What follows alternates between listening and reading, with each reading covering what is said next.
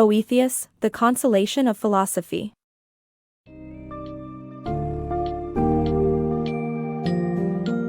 Delve into the wisdom of The Consolation of Philosophy as Boethius grapples with the puzzling questions of life, morality, and the nature of true happiness.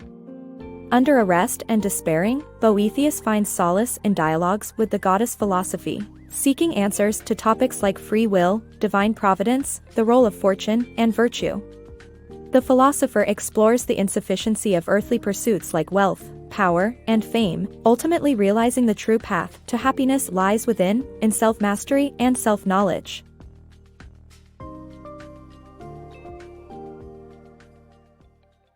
The wisdom of philosophy. Boethius receives a visit from the goddess of philosophy while in confinement, who guides him towards realizing his true identity, attaining inner peace, and understanding God's plan. Boethius finds himself hopeless and dejected while imprisoned for treason, with only poetry providing a semblance of solace. However, a mysterious apparition appears that rebukes the muses and chastises Boethius for his self-pity and lack of recognition towards her. She is revealed to be none other than the goddess of philosophy, who offers him counsel and guidance. Philosophy reinforces the concept of free will being an essential characteristic of rational beings. Boethius is surprised to hear that she is here to support him through his ordeal. Philosophy urges him not to succumb to physical harm and to resist his emotions, by recognizing his true identity. She offers him a remedy that will ease him of his suffering, which stems from his perception of chaos in human affairs. Philosophy enlightens Boethius towards understanding that the affairs of men are not random and nonsensical, instead, everything is guided by God's plan, which is impossible for human eyes to see. Boethius, at first skeptical, begins to be at peace with his situation. The illusion of material wealth and true happiness. Philosophy explains to Boethius that his unhappiness stems from his attachment to the material wealth and stature he once had. She uses the wheel of fortune as a metaphor for the transience of luck and how what it gives, it takes away. Fortune speaks in her own voice and questions Boethius' resentment towards her for taking away the things she had once given him. She reminds him that his good luck was not permanent and that he should not have been surprised when it turned. Philosophy tries to make Boethius understand that his good luck outweighed his bad luck by listing all the blessings he had received in his life. Boethius still feels miserable and suggests that he would have been better off being unhappy from birth than to be unhappy while remembering his previous good fortune. Philosophy reminds him that true happiness comes from within, from self-knowledge and self-mastery. Material possessions do not survive death and people's desires often surpass their needs. Philosophy also dismisses the notion that fame, rank, and power lead to happiness since they only cater to man's physical side and are transient. Bad luck keeps people virtuous, and true friends stay even in bad times. Although Boethius is not fully convinced, he comes to understand that his current situation is his first real setback. He realizes that his previous success was due to chance, and the pursuit of true happiness lies in the inner self. Finding true happiness. Philosophy and Boethius discuss the nature of happiness and the misguided paths people take in pursuing it. They explore the pitfalls of seeking happiness through material goods, power, fame, and bodily pleasures, highlighting their fleeting nature and the anxiety they bring. Instead, philosophy argues, true happiness can only be found in returning to one's original nature and submitting to God, the source of all goodness and the highest good. Through a series of open-ended questions, she leads Boethius to see the right answers for himself, concluding that all things seek the highest good, and man should do the same by submitting to God. Boethius and philosophy's dialogue centers on the topic of happiness, examining the natural inclination of all men to seek it. However, a problem arises in the means by which people pursue happiness. The pursuit of power, material goods, fame, and bodily pleasures seems to be common among people, but philosophy asserts that these paths do not lead to true happiness. Rather than providing lasting contentment, they create an insatiable thirst for more, leading to anxiety and melancholy. Philosophy questions Boethius about the material comforts he once enjoyed. Did they bring him happiness or merely make him hungry for more? She uses this line of questioning to emphasize the importance of returning to one's original nature, free from materialism and avarice. Furthermore, philosophy argues that public office, though it may make one famous, cannot provide true happiness, nor is it necessarily connected to virtue. Public officials may be scoundrels, and their positions may be fickle or geographically limited, leading to continual anxiety. Philosophy then delves into the issue of bodily pleasure, which she claims is not a source of lasting happiness. Although it may feel great in the moment, overindulgence leads to feelings of melancholy, as well as anxiety and worry about satisfying desires. Philosophy argues that if bodily pleasure were the way to true happiness, then animals would be the happiest of all creatures since they engage in it all the time. Additionally, sexual indulgence often leads to children who may bring immense grief, and it is not a guarantee of lasting happiness.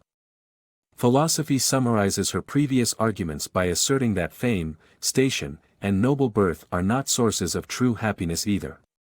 Although local fame may bring excitement, it does not guarantee happiness, as distant anonymity can bring melancholy.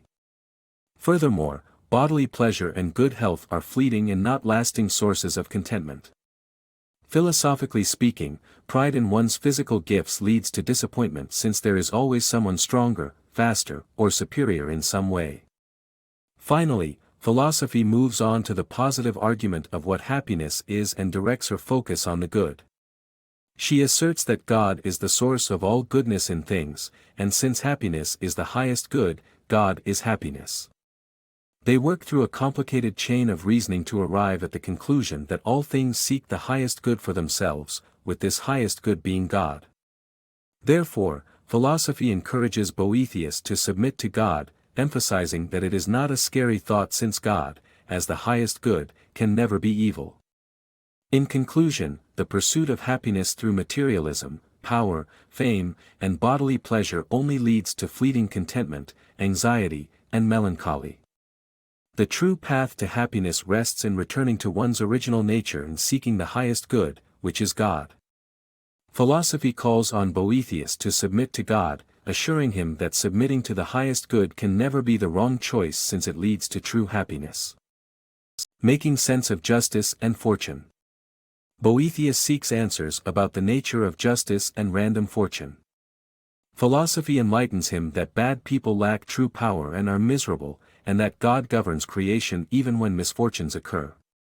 Boethius, in his quest for answers about the nature of justice, wonders why the world is unjust when God, who is the embodiment of good, rules it. He is frustrated that bad people prosper while good people suffer. But philosophy helps him understand that bad people don't have true power, and their trappings of wealth or political power are incomplete substitutes. They are miserable and lack existence as men.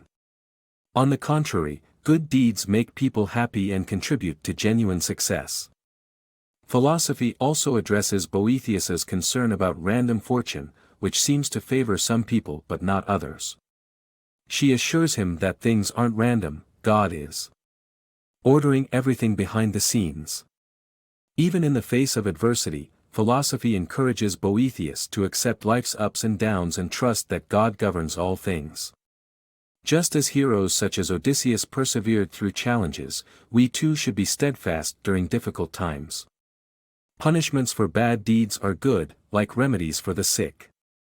Philosophy's wisdom reminds Boethius that love is a universal bond that sets our collective aims on the good. Finding true friends, the ultimate wealth, is a manifestation of love. Justice underpins human existence, as bad deeds lead to misery, while good deeds lead to success. Despite the seemingly random nature of fortunes, trust that God orders everything and we will eventually understand the build-up of life. Boethius and philosophy on chance, free will, and divine providence.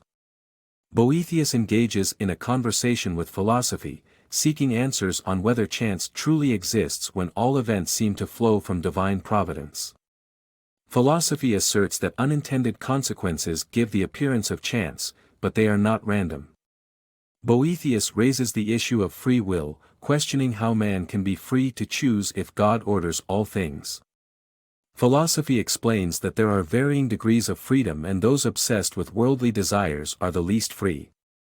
Boethius asks how free will is possible if God already knows the future.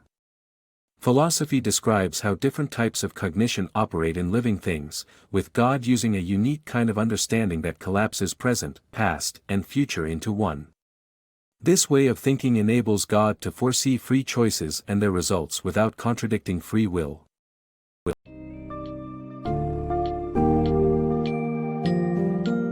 In the face of life's struggles, the Consolation of Philosophy serves as a critical reminder that lasting happiness cannot be found in worldly possessions or status. Boethius learns through conversations with the goddess Philosophy that true fulfillment is discovered in understanding our true nature and submitting ourselves to a higher power. The book challenges readers to reflect on their priorities, embrace the impermanence of fortune, and understand the inherent goodness within themselves as they chart their own paths toward true happiness.